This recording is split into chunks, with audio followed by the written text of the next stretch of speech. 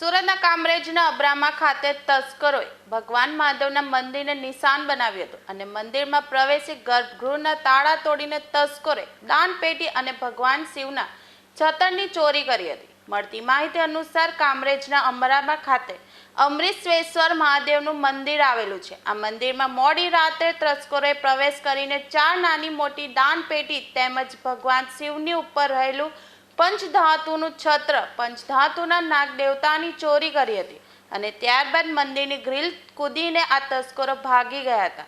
આ સમગ્ર ઘટના સીસીટીવી કેમેરામાં કેદ થઈ છે અને આ ઘટનાને લઈને કામરેજ પોલીસે સીસીટીવી ફૂટેજના આધારે વધુ તપાસ હાથ ધરી છે।